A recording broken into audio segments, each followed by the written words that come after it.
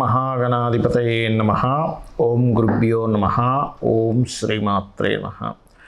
పరమేశ్వర స్వరూపమైనటువంటి జ్యోతిష, వాస్తు మరియు ఇతర అనేకమైనటువంటి శాస్త్రములను మనకు అందించినటువంటి మహర్షులకి నమస్కారం.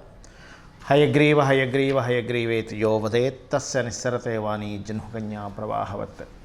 అరుణాం కరుణాతరంగితాక్షీం ధృతపాశాంకుశపుష్పబాణచాపాం అనిమాదిభిరావృతాం మయూకైః అహమిత్యేవ విభావయే భవానీం. శ్రీమాత్రే నమః.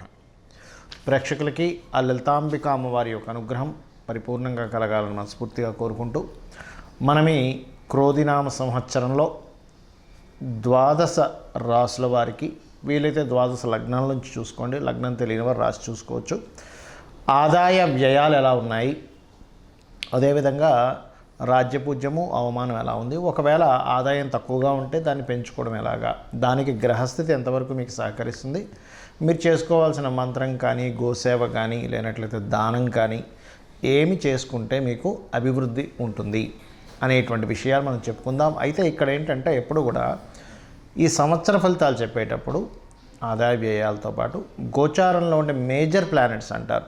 అంటే slow moving planets, fast moving planets ఉంటాయి. అంటే త్వరగా నెలకి 25 రోజులకి 45 రోజులకి జరిగిపోయే ప్లానెట్స్ కొన్ని ఉంటాయి. అంటే రవి, కుజుడు, శుక్రుడు, బుధుడు వీళ్ళు. ఇక చంద్రుడు అయితే 2.5 రోజులకి మారిపోతూ ఉంటాడు ఒక్కో రాశి. కానీ మేజర్గా మనల్ని రూల్ చేసేటువంటిది జీవకారకుడైనటువంటి గురువు, కర్మకారకుడైనటువంటి శనిశ్చరుడు, అదేవిధంగా కాలానికి కారకుడైన రాహువు, మోక్షానికి కారకుడైన కేతువుని ప్రధానంగా మనం తీసుకుంటాం. ఈ మోక్షానికి కారకుడైన కేతువు ప్రస్తుతం ఈ సంవత్సరం అంతా కూడా మనకి కన్యారాశిలో ఉంటాడు.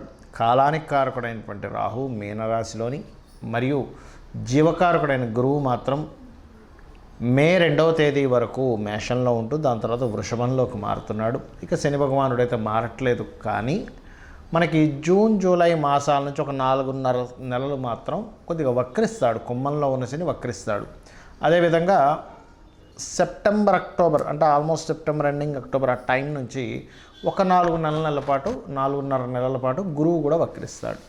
సో మనం ఈ గ్రహాల యొక్క స్థితిని మరియు ఈ వక్రగతిని, ఈ మేజర్ ప్లానెట్స్ యొక్క స్థితిని, అదేవిధంగా వీటితో పాటు మనకి ఈ క్రోధినామ సంవత్సరంలో పర్టికులర్గా ఈ సంవత్సరం రాజు కుజుడైనందుకు, మరియు అదేవిధంగా కుజుడు సంచారం మనకి శనిని, రాహుని కలుపుకొని వెళ్తున్నందుకు కూడా ఏం జరుగుతాయనేటువంటి విషయాలు నేను మీకు ఎండింగ్లో చెప్తాను. కాబట్టి మనం ఒక్కొక్కటి తెలుసుకొని ఆ అమ్మవారి యొక్క అనుగ్రహాన్ని పొందుదాం. మిథున లగ్నము, లగ్నం తెలియని వారు రాశి చూసుకోవచ్చు. మీ రాశి వారికి ఈ సంవత్సరం ఆదాయము, వ్యయము, రాజ్యపూజ్యము, అవమానం ఏ రకంగా ఉన్నాయి అని చెప్పి చూసుకున్నట్లయితే 5 అంటే ఆదాయం ఎంత ఉందో వ్యయం కూడా అంతే ఉంది. అంటే ఉదాహరణకి 5 లక్షలు వస్తుంది ప్రతి సంవత్సరం అనుకోండి, 5 లక్షలు ఖర్చు ఉంటుంది. 5 కోట్లు వస్తున్నా 5 కోట్లు ఖర్చు ఉంటుంది. ఆ రకంగా ఉంది. అదేవిధంగా రాజ్యపూజ్య అవమానం కూడా కాస్త తేడాగా ఉంది. అంటే అలాగా 3 రాజ్యపూజ్యం అయితే 6 అవమానం ఉంది. అంటే ఏంటి, మనలో పాజిటివ్ చూసేవాళ్ళు 3 ఉంటే మనలో నెగిటివ్ని చూసేవాళ్ళు 6 ఉంటారు. అవమానించేవాళ్ళు, తప్పు పెట్టేవాళ్ళు ఎక్కువగా ఉంటారని చెప్తుంది. మరి దీనికి ఏమిటండి, ఇలాగే అనుభవించాలా, ఏ విషయంలో జాగ్రత్తలు ఉండాలి అనేది మీకు చెప్తాను. ముందుగా మనం ఆదాయ వ్యయాల్లో ఈక్వల్గా ఉంది కాబట్టి ఆదాయం పెంచుకోవాలి. కాబట్టి ఏ సమయం ఎలా ఉంటుందో మనకు తెలియదు కాబట్టి ఆదాయం పెంచుకునేటువంటి మార్గాన్ని మీకు ముందుగా చెప్తాను. మీకు ఆదాయం పెరగాలి అంటే మీరు ముఖ్యంగా చేయవలసిన విషయం చెప్తాను. రాజరాజేశ్వరి అమ్మవారి స్తోత్రం ఓం రాజరాజేశ్వరి అయి నమః లేదా ఓం దుర్గాయ నమః ఎక్కువగా చేయండి. బికాజ్ ఆఫ్ దశమస్థానంలో రాహు ఉన్నాడు కాబట్టి. అయితే ఈ దశమస్థానంలో రాహు ఉన్నందుకు సర్వసాధారణంగా మీకు కలిగేటువంటి ఫలితాల్లో విదేశీ ఉద్యోగ యోగాలు, విదేశీ కంపెనీలతో ఇక్కడుండే ఏదైనా ఉద్యోగం సంపాదించుకుంటూ విదేశీ కంపెనీస్తో టైప్స్గా ఉండడం ఇటువంటివి ఇస్తుంది. మరి వ్యయం తగ్గాలి. మే మాసం నుంచి గురువు ఎప్పుడైతే 12వ స్థానంలో వ్యయస్థానంలోకి వస్తాడో అక్కడి నుంచి మీరు చేయవలసింది ఏమిటి అంటే, ముఖ్యంగా గురువారాలు, వీలైనన్ని గురువారాలు శనగలు, పసుపు రంగు వస్త్రము దానంగా ఇవ్వండి. ఖచ్చితంగా వ్యయం తగ్గుతుంది. దీంతోపాటు మీరు చేయవలసినటువంటిది, గోవులు ఉంటాయి మీకు దగ్గరలో, గోశాలకు వెళ్ళి చక్కగా మీరు ఒక అరటికాయ తీసుకోండి, 1-2 అరటికాయలు తీసుకోండి, చిన్నగా దాన్ని చిన్నగా చేయండి. వాటిని ప్రేమగా భక్తిగా అమ్మవారికి స్వయంగా తినిపిస్తున్నాననే భావనతో దేశీవాలి గోవుకు తినిపించండి. జెర్సీ గోవుకి మీరు తినిపించండి, తప్పేం లేదు, పుణ్యం వస్తుంది. కానీ దేశీవాలి గోవుకు కనుక తినిపిస్తే మీకు ఉండేటువంటి దోషం తొలగుతుంది, ఇది గుర్తుపెట్టుకోండి. ఇక రాజ్యపూజ్యం అవమానం, ఇది కూడా 3-6గా ఉంది. అంటే రాజ్యపూజ్యం 3, అవమానం 6గా ఉంది. కాబట్టి దీన్ని ఎలా బ్యాలెన్స్ చేసుకోవాలి అని చెప్పి చూసుకున్నట్లయితే, రాజ్యపూజ్యం పెరగాలంటే మీరు ఓం దుమ్ దుర్గాయ నమః అనే నామస్మరణ చేయండి, ఖచ్చితంగా రాజ్యపూజ్యం పెరుగుతుంది. దీంతోపాటు సూర్య నమస్కారాలు కూడా చేసుకోండి. మరి అవమానం తగ్గాలంటే ఏం చేయాలి? నూనె ఉంటుంది, ఆయిల్ ఉంటుంది. మీకు దగ్గరలో ఆలయాలు ఉన్నట్లయితే ఆయిల్ని దీపారాధన కోసము అని ఆలయంలో ఇచ్చేసేయండి. ఏమండి ఈ దీపారాధనకు వాడుకోండి, టెంపుల్లో స్వామివారి కోసం అని ఇస్తే వాళ్ళు తీసుకుంటారు చక్కగా. అక్కడ స్వామివారికో అమ్మవారికో గణపతికో ఏ దేవతామూర్తి అయితే ఆ మూర్తి దగ్గర దీపారాధన కోసం మీ నూనెను వాడతారు. మీరు దానికేం సంకల్పం ఏం చెప్పాల్సిన అవసరం ఉండదు, కేవలం అలా ఇచ్చేసేయచ్చు.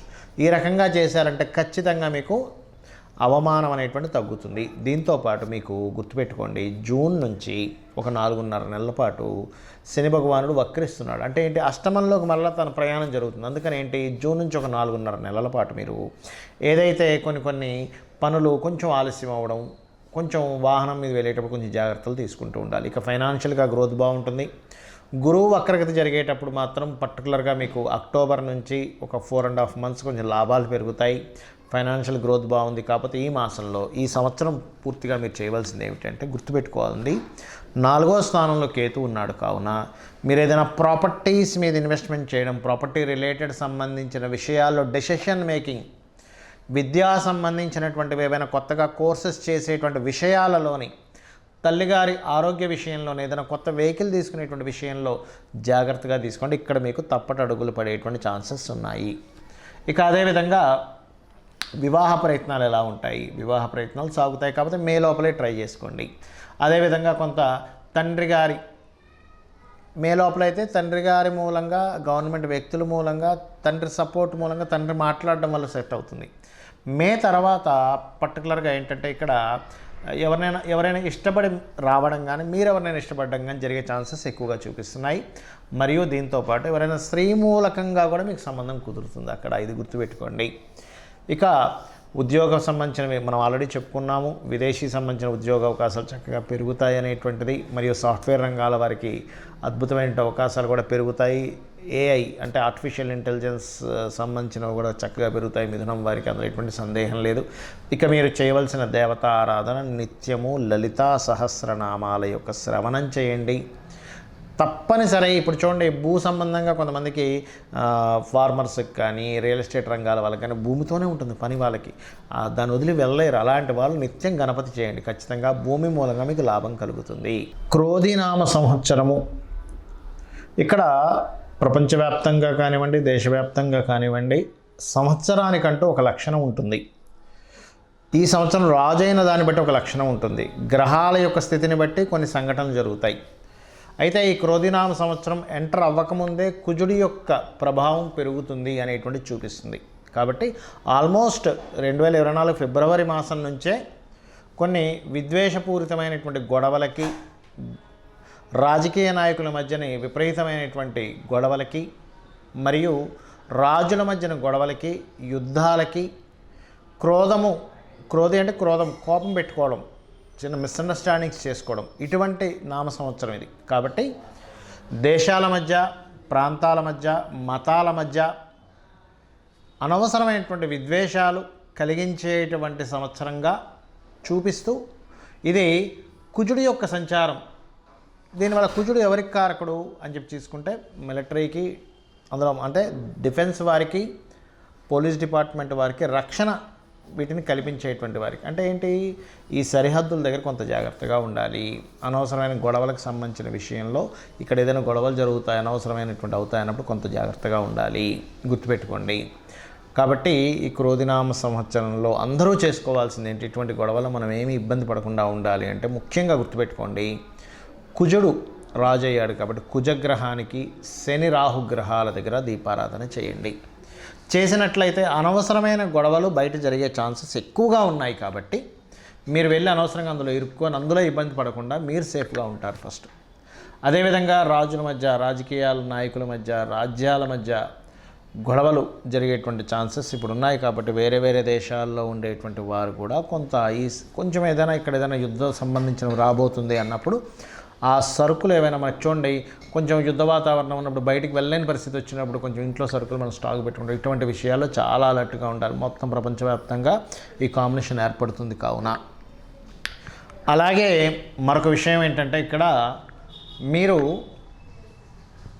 మీకు చాలామందికి జాతకం తెలియదు, డేట్ ఆఫ్ బర్త్ తెలియదండి, రాశి తెలియదు, ఏమీ తెలియదు. కానీ క్రోధినామ సంవత్సరం నాకు బాగుండాలంటే ఏం చేయాలి అంటే, ఒకటే గుర్తుపెట్టుకోండి, చండీ పారాయణం, శ్రవణం చేయండి.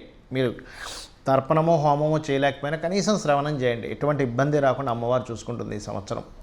రెండవది, మీకు దగ్గరలో గోశాల ఉన్నట్లయితే గోవులకి చక్కగా మీరు ఏం చేస్తారంటే, ఏవైతే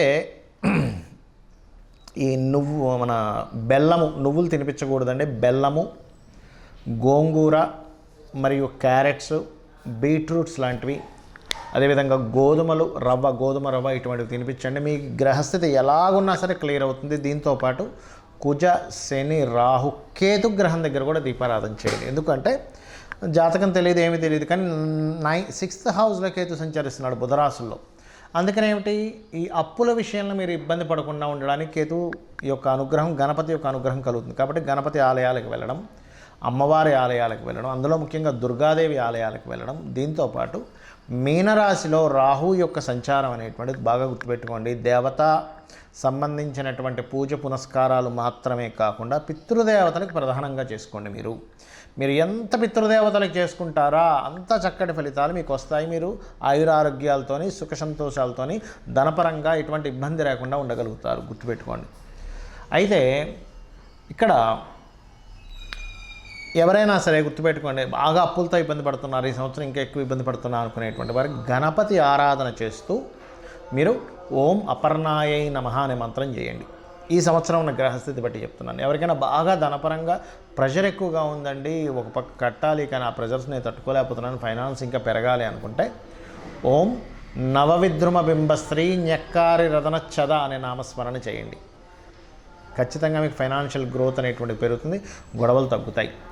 మరియు దీంతోపాటు మీరు ఒకటే గుర్తుపెట్టుకోండి, మనం ఇప్పటివరకు చెప్పుకున్నటువంటి ఆదాయ వ్యయాలు ఏవైతే ఉన్నాయో, రాజపూజ అవమానం ఏదైతే ఉందో, ఇది పంచాంగంలో జనరల్గా అందరికీ తీసుకునేటువంటిది. కానీ ఇలా కాకుండా మీ యొక్క పర్సనల్ చార్ట్, అంటే మీరు ఎప్పుడు పుట్టారు, ఏ సమయము, ఏ నెల, ఏ తారీఖుని, ఏ సంవత్సరంలో, ఏ ప్రాంతంలో పుట్టారనే దాన్ని తీసుకొని మీ జాతక చక్రం వేసుకొని మీ లగ్నం ఏమిటి, మీరు పుట్టినప్పుడున్న లగ్నం ఏమిటి, మీ నక్షత్రం ఏమిటి, మీ రాశి ఏమిటి, మీకు ఏ మహాదశ నడుస్తుంది, మీరు ఏ ప్రయత్నం చేస్తే మీరు చక్కగా యోగిస్తుంది, మీకు ఏ మార్గంలో మీకు ధనయోగాలు ఉన్నాయి, ఎవరి ద్వారా మీకు సహకారం ఉంది, ఏ దిశను మీరు నివసిస్తే బాగుంటుంది, అంటే తూర్పు, ఈస్ట్, వెస్ట్, నార్త్, సౌత్లో అన్నీ మంచివే, కానీ మీకేది పనికి వస్తుంది, మీ సంతాన అభివృద్ధి ఏమిటి, మీ ఉద్యోగ, వ్యాపార, ఇన్వెస్ట్మెంట్స్ రిలేటెడ్, విదేశాలకు వెళ్ళేటువంటివన్నీ కూడా మీ జన్మజాతకంలో ఉంటాయి. గుర్తుపెట్టుకోండి. ఏ సమయంలో వివాహం చేసుకుంటే మంచిది, ఏ సమయంలో చేసుకోకూడదు, ఇలాంటివి చాలా విషయాలు ఉంటాయి. మరైతే మీకు సందేహం కలగొచ్చేమండి, మరి ఈ క్రోధినామ సంవత్సరం అని ప్రతిసారి పంచాంగం ఎందుకు చదువుతామని. ఇదంతా బయట ఉండేటువంటి వాతావరణ విశేషాలు, పంట పొలాలకు సంబంధించిన విశేషాలు, బయట ఉండే గోచార విశేషాలు. ఇప్పుడు చూడండి, మనం చెప్పుకున్నాం, కాస్త యుద్ధ వాతావరణంగా ఉంది, గొడవలుగా ఉంది, అల్లర్లుగా ఉంది, మత విద్వేషాలు, అనవసరమైన విద్వేషాలు, గొడవలు రేగేటువంటి సమయం ఇది అన్నప్పుడు మనం ఏం చేస్తాం, మన పిల్లల్ని ఎక్కడికైనా పంపించేటువంటి విషయంలో, మనం ఎక్కడికైనా వెళ్ళేటువంటి విషయంలో అలర్ట్గా ఉంటాం. ఈ అలర్ట్నెస్ని చెప్పడానికి ఈ గోచార ఫలితాలు చెప్పుకుంటుంటాం. అంతేగాని మన జన్మజాతకం పనిచేయదని కాదు, మన జన్మజాతకమే ప్రధానంగా పనిచేస్తుంది. ఇక్కడ ఒకవేళ మన దాంట్లో ఉదాహరణకి ఆదాయం తక్కువగా ఉంది, చాలా తక్కువగా ఉంది, ఏం చాలా ఎక్కువగా ఉంది అని అన్నప్పుడు మీ జన్మజాతకంలో ధనయోగ దశలు నడుస్తున్నాయని కూడా 1% కూడా మీరు టెన్షన్ పడాల్సిన అవసరం లేదు. జస్ట్ ఆ రెమెడీస్ చేసుకుంటే క్లియర్ అవుతుంది. సో ఈ రకంగా మీరు ఈ యొక్క ఫలితాలను చూసుకుంటూ నిత్యము అమ్మవారి యొక్క ఆరాధన చేసుకొని మీరు సుఖ సంతోషాలతో వర్ధిల్లాలని మనస్ఫూర్తిగా కోరుకుంటూ శ్రీమాత్రే నమః.